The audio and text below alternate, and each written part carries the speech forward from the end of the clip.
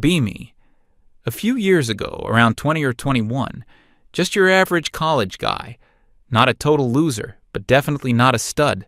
A bit overweight, call it skinny fat. Mostly wore hoodies and jeans. My main problem wasn't looks. It was a complete lack of a spine. Had this friend, let's call her Diane. Known her since the start of college. We had a couple of classes together and just clicked. Or so I thought. To me, she was the sun and the moon. Smart, funny, and beautiful in that girl-next-door way. To her, I was useful.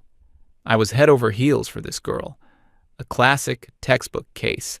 And I was so deep in the friend zone, I was practically a founding father of the territory. My life back then revolved around her schedule. My phone was essentially her personal hotline. A typical week would start with a call around 1 a.m. on a Tuesday. I'd be half asleep, and my phone would buzz with her name. It was always a crisis. Michael, can you please come get me? Some random dude's name was a total jerk and left me here. Here was always some party or a bar on the other side of town. A good 40-minute drive. I never said no. I'd get dressed, get in my beat-up car, and drive out to rescue her. I'd find her sitting on a curb, usually crying, sometimes drunk. She'd get in my car, and the waterworks would start all over again. I'd listen for the entire drive back as she vented about how this guy was amazing at first, but then he just turned into a jerk. It was always the same story, just with a different name. I'd drop her off at her dorm. She'd give me a quick, teary-eyed, "You're the best. I don't know what I'd do without you," and then disappear inside. I'd drive home, exhausted, smelling like her cheap perfume and stale beer. I'd get to bed around 3 a.m., knowing I had an 8 a.m. class. But in my naive mind, I thought, this is it. This is how she'll realize I'm the one who's always there for her. What a fool. The next day, she'd need help with something else. It could be anything.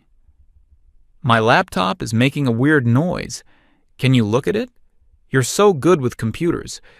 So I'd spend my afternoon running diagnostics while she FaceTimed her friends, laughing and gossiping. Or it would be, I don't understand this assignment at all. Can you just explain it to me? Explaining always turned into me, sitting there for 5 hours, basically outlining the entire paper for her. She'd turn it in, get an A, and then post on social media about how she worked so hard on it. I was her personal IT department, her tutor, her handyman. One time, she asked me to help her assemble a new bookshelf from IKEA. I spent an entire Saturday afternoon deciphering those cryptic Swedish instructions, sweating and getting blisters on my hands. She sat on her bed, scrolling through Instagram, occasionally saying, "You're almost done, right?" When I finished, she put one book on it, took a picture, and captioned it, "Love my new DIY project. #girlpower." I didn't even get a thank you. Just a, "Okay, you can go now, I'm meeting up with friends."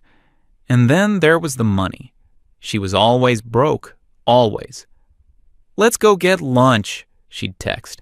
She'd pick the place, usually some trendy cafe that was way out of my budget. We'd order, eat, and when the check came, she'd do this whole performance of patting down her pockets. Oh my God, I'm so stupid. I think I left my wallet in my other purse. Can you get this? I'll totally pay you back. She never paid me back. Not once. It happened so often, it became a running joke with myself. I started to factor in the Diane tax into my weekly budget. Movies, coffee, concert tickets. It was always on my dime. I was a walking, talking ATM with a heartbeat. The worst part is, I let it happen. I convinced myself that this was just what friends did, and that if I kept doing it, she'd eventually see my value. She saw my value, all right. Just not in the way I wanted. The guys she dated were a parade of walking red flags. There was the aspiring DJ who cheated on her, the guy with a motorcycle and a temper, the one who was finding himself and living off her meal plan. After every breakup, I was the one who had to pick up the pieces. I'd bring her ice cream and listen to her sob for hours. She would say things like, "Why do I always fall for the wrong guys? Why can't I just find someone nice like you?" That sentence was a dagger to my heart every single time. It gave me this tiny, pathetic flicker of hope. I'd think, maybe this time she gets it. But a week later, she'd be texting me, excited about some new guy she met. And he was always, without fail, a carbon copy of the last one. My friends tried to warn me. "Dude, she's using you.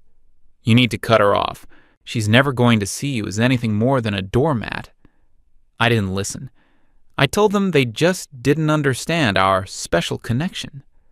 I was so blinded by my own hope that I couldn't see the reality right in front of my face. She would even use me to make them jealous. She'd post pictures of us hanging out with captions like, "My forever bestie, the only man I can count on." Her boyfriends would get jealous, they'd have a fight, and then she'd come crying to me about how controlling they were. It was a sick, twisted cycle, and I was the fuel that kept it going. Sometimes she'd invite me to hang out with her and her other friends. I always felt like an outsider. They'd all be talking about parties I wasn't invited to or inside jokes I didn't get. Diane would introduce me as her sweet friend, Michael. I was like a pet she brought along to show everyone how she could be friends with a nice guy. I remember one night we were at a bar. It was me, her, and two of her girlfriends. Of course, I ended up paying for the first round. A group of guys came over to their table. Diane and her friends immediately lit up. I just sat there, invisible. For the next hour, I watched as she flirted outrageously with some tall guy in a leather jacket. She didn't look at me once. It was like I had completely ceased to exist. I eventually just got up and left. She texted me an hour later. "Hey, where'd you go?" Not, "Are you okay?" Or, "Why did you leave?" Just, "Where'd you go?" I replied that I was tired and went home. Her response, "LOLK." That night, I couldn't sleep. I just laid in bed, staring at the ceiling, feeling like the biggest idiot on the planet. But the next morning, she texted me asking for help on a project, and like a trained dog, I came running. The addiction was that strong. This went on for nearly 2 years. 2 years of my life, my money, and my emotional energy poured into a black hole. My grades started slipping. I stopped hanging out with my other friends. My entire existence was a waiting game, waiting for her to text, waiting for her to need me, waiting for her to finally wake up and realize I was the guy she should be with. The breaking point came, as it always does, when I least expected it. It wasn't some huge, dramatic fight. It was quiet. It was pathetic. And it was all about my birthday. My 22nd birthday was coming up. For the first time, I decided to do something for myself. I wanted to take her to a really nice dinner. Not a cafe, not a bar. A real, grown-up restaurant with cloth napkins and waiters who pull out your chair. I saved up for 2 months. I skipped lunches, sold some old video games. I made a reservation a month in advance. In my head, this was going to be the night. I was going to tell her how I felt. I figured, if she sees the effort, if she sees how serious I am, it has to change something. I asked her a week before. I was so nervous my hands were shaking. "Hey, for my birthday, I was wondering if you'd let me take you out to a nice dinner. Just the two of us." She smiled that smile that always made my stomach do flips. "Aw, Michael, of course. I'd love to. I'll even wear a dress." I was on cloud 9 for the entire week. I bought a new shirt. I got a haircut. I practiced my confession in the mirror. The day finally came. I spent an hour getting ready. I was a nervous wreck, but also incredibly excited. I got to the restaurant 15 minutes early. I told the host my name, and he led me to a quiet table in the corner. It was perfect. I sat there, sipping my water, checking my phone every 30 seconds. The reservation was for 7:30. 7:30 came and went. No Diane. I told myself, she's probably just running late. She's a girl. It takes time to get ready. 7:45. I sent a text. Hey, I'm here at the table. No rush. No reply. 8 o'clock. The waiter came by and asked if I wanted to order. I told him I was still waiting for someone. He gave me this look, a look of pure pity. I've never forgotten it. 8:15. I started to feel a cold dread creep into my stomach. I called her. Straight to voicemail. I called again. Voicemail. My mind was racing. Did something happen? Was she in an accident? But a part of me, the part I had been ignoring for 2 years, already knew the truth. 8:30. I had been sitting alone at a table for two for an hour. People at other tables were starting to look. I felt my face burning with humiliation. I was about to just get up and leave when my phone buzzed. It was a text from her. Finally. My heart leaped. Maybe there was a good reason. I opened the message, and my world just stopped. The text read, "So sorry. Totally forgot to tell you. I can't make it. Brad surprised me, and a bunch of us are going to this awesome concert. It was super last minute. We can celebrate your birthday some other time. Happy birthday." I read the text once, then a second time, then a third. Brad. That was the new guy of the week. She didn't just stand me up. She completely forgot. My birthday, our special dinner, meant so little to her that it just slipped her mind until she needed to cancel. The casualness of it was what killed me. The sorry, the LOL, the winky face emoji. It was a knife, and she twisted it without even realizing she was holding it. I just sat there, staring at my phone. There was no anger, no sadness, just nothing. It was like a switch had been flipped. The 2 years of hope, of waiting, of pathetic devotion, it all just evaporated. All I felt was a profound and bottomless emptiness. I saw the entire relationship for what it was. I wasn't her friend. I was her backup plan, her convenience, her human safety net, and she had just cut me loose without a second thought because something better came along. I calmly placed my phone on the table. I signaled the waiter, "Just the check for the water, please." He nodded, still with that look of pity. I paid, left a generous tip, and walked out of the restaurant. The night air was cold. I walked home. I didn't take a cab or a bus. I just walked. It was a long walk. When I got back to my apartment, I sat on my bed in the dark. I picked up my phone. I opened my contacts list, found her name. I stared at it for a minute. Then I pressed delete. I went to all my social media. I unfollowed her. Then I blocked her on everything. Phone number, Facebook, Instagram, all of it. It was over. I didn't feel relief. I didn't feel free. I just felt quiet. That night, the old Michael, the nice guy, the doormat, died, and I had no idea who or what was going to be born from the ashes. The first few weeks were hollow. It was like quitting a bad habit. My thumb would instinctively go to her contact, only to find it gone. I'd hear my phone buzz, and for a split second, my heart would jump, expecting her name to be on the screen. The silence was deafening. My evenings, which were usually reserved for her drama, were suddenly empty. I realized how much of my life I had outsourced to her. My time, my energy, my thoughts. I was just an accessory in her life, and without her, I didn't know what my own life was supposed to look like. I felt pathetic, not because I missed her, but because I realized I had nothing else. That feeling was the real rock bottom, lower than the humiliation at the restaurant. One Saturday, I was just sitting in my room, staring at the wall, when a friend I hadn't spoken to in months called me. He was one of the guys who had tried to warn me about her. He didn't say, "I told you so." He just asked if I wanted to go to the gym with him. I had nothing else to do, so I said yes. I remember walking in there. I was weak, out of shape, and felt like everyone was staring at me. I could barely bench the bar. My friend was patient. showed me the ropes. Every lift was painful. My muscles screamed. But for the first time in a long time, I felt a different kind of pain, a productive pain.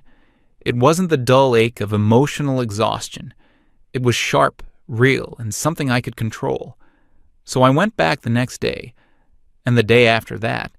The gym became my therapy. All the frustration, the anger at myself, the years of repressed feelings.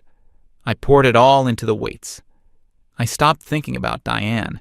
I started thinking about hitting a new personal record. I fixed my diet. No more late-night junk food. I learned how to cook. The weight started to come off. Slowly at first, then all at once. The skinny fat guy in the mirror was gradually being replaced by someone I didn't recognize, someone who looked capable. With the new physical discipline came mental clarity. I had all this free time and money now. It was amazing how much cash I had when I wasn't funding someone else's lifestyle. I looked at my grades and was disgusted. I was on the verge of failing a key class. I channeled my new gym discipline into my studies. I spent my nights in the library, not waiting by the phone. I caught up.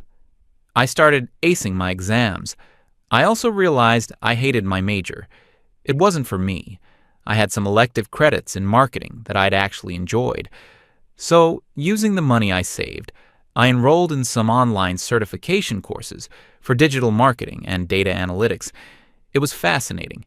It was all about strategy, psychology, and tangible results. No gray areas, no emotional manipulation, just data. For the first time, I felt passionate about something that was purely for me. A year went by like that.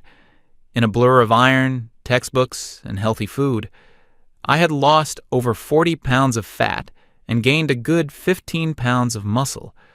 I threw out all my old hoodies and baggy jeans. I bought clothes that actually fit. My old friends, the ones I'd pushed away, came back into my life. We'd go out, have a good time. They never mentioned Diane. It was like an unspoken rule. We all just moved on. I finished my certifications and started applying for internships. I landed one at a decent marketing firm downtown. It was unpaid, but the experience was incredible. I worked my tail off. I was the first one in, the last one out. The CEO of the company noticed. A guy in his late 40s, sharp as a tack. He saw my work ethic and the results of the campaigns I assisted on. 3 months into the internship, he called me into his office. He offered me a full-time salaried position as a junior project manager. The salary was more money than I had ever seen in my life. I walked out of that office feeling 10 feet tall. That evening, I updated my LinkedIn profile. I didn't think anything of it. It was just a professional thing to do. It turns out that was the catalyst for the past to come crawling back. A few weeks later, I got a text from a number I didn't recognize. "Hey, it's Sarah. Remember me? From Diane's circle?" My blood ran a little cold. I replied, vaguely, "What's up?" "So this is super random, but Diane lost your number and was hoping you could text her. She really wants to catch up." I just stared at the message. A year of silence, and this is how she reaches out? Not even directly, through a proxy. The old me would have been thrilled. My heart would be pounding. The new me just felt tired. But there was also a sliver of cold, detached curiosity. I wanted to see what she wanted. I wanted to see if I was truly over it. I told Sarah to give Diane my number. A few hours later, my phone lit up with a text from her. "Hey, stranger. It's been forever. I heard you're doing amazing things, so proud of you. We should totally grab coffee and catch up for old time's sake." The "for old time's sake" line was the hook, the classic manipulation. I thought about it for a minute. What was the worst that could happen? I had my own life now, a career, confidence. She had no power over me. So I agreed. Sure, how about Tuesday afternoon? We set a time and a place, a neutral coffee shop halfway between my office and her part of town. I walked into the coffee shop on Tuesday. I wasn't nervous. I just felt calm. I saw her sitting at a table in the corner. For a second, my brain didn't register it was her. She looked exactly the same. Same hairstyle, same style of clothing. But it was like I was seeing her for the first time without the filter of my infatuation. She looked small, ordinary. She saw me and her eyes widened.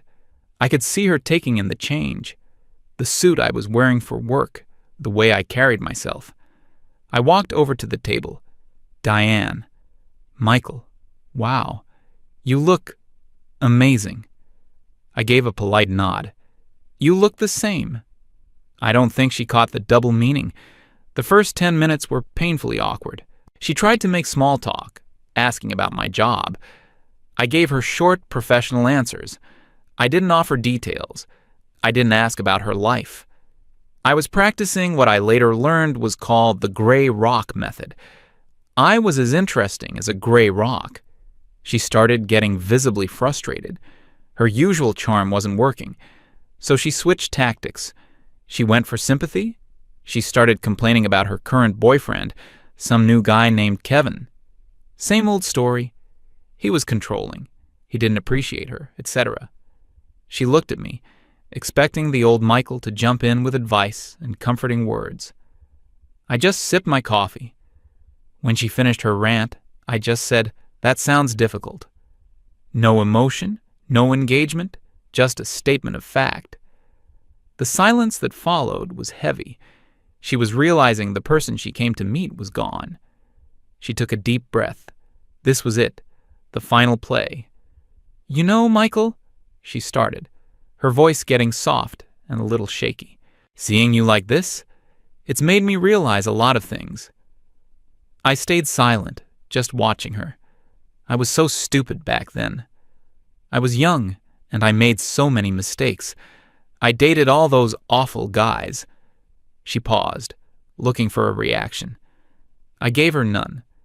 And the whole time, the one person who was actually good, who actually cared about me, was right in front of me. And I was too blind to see it. Her eyes started to get watery. It was a good performance. I'll give her that. I miss you, Michael. I miss what we had. I think I've always been in love with you. I was just too scared to admit it. I made a terrible mistake letting you go. She reached across the table, trying to take my hand. I want to be with you. I want to be the woman you deserve. We can start over. There it was. The words I had dreamed of hearing for 2 years. The confession that I thought would fix everything. And as I heard them, I felt absolutely nothing. No joy, no anger, not even satisfaction. It was like listening to a business proposal that I had zero interest in. I looked at her teary eyes and hopeful expression, and I saw her for what she was. A user. She wasn't attracted to me. She was attracted to my success. I was no longer the convenient doormat. I was a potential upgrade, a provider, a status symbol. She hadn't changed at all. I let her finish. I let the silence hang in the air for a few seconds. I gently moved my hand away from hers. I looked her straight in the eye, and with a voice that was perfectly calm and devoid of any emotion, I said one word. No. Her face went through about 5 different emotions in 3 seconds. First, confusion, like she didn't understand the word. Then, disbelief, as if I had misspoken. Then panic. She started to stammer. No? What do you mean, no? I mean, no. I'm not interested. But I just told you I love you. I was always there for you. The sheer audacity of that last sentence almost made me laugh. No, you weren't, I said, my voice still level. I was always there for you. There's a difference. Her face hardened. The mask was off. The tears were gone, replaced by a flash of anger. So that's it? You get a fancy job and a new haircut, and suddenly you're too good for me? After everything I did for you? I just stood up. I wish you the best, Diane. I put a $10 bill on the table to cover our coffees and walked out of the shop without looking back. I thought that would be the end of it. I was wrong. That night, my phone blew up with messages from a new number. It was her. First, begging, pleading for a second chance. When I didn't reply, the messages turned angry, accusing me of leading her on, of being cruel. I blocked the new number. A day later, I started seeing things on social media. Vague posts on her timeline, clearly about me. It's sad when people let a little success turn them into monsters. Some people will break your heart and then act like you were the one holding the hammer. Then, the stories started getting back to me through mutual acquaintances. She was telling everyone that we had been secretly in love for years, that I had begged her to be with me. And now that I was successful, I had called her out of the blue, took her on a date, let her pour her heart out, and then laughed in her face just to be cruel. She painted herself as the victim, the heartbroken girl who was tossed aside by a newly arrogant jerk. Some people believed her. I got a few angry messages from her friends. I blocked them too. A year ago, this would have destroyed me. I would have been desperate to clear my name. But now, I didn't care. Her lies had no power over me. My life was good. I was happy. I was successful. My real friends, the ones who mattered, knew the truth. They had seen it with their own eyes.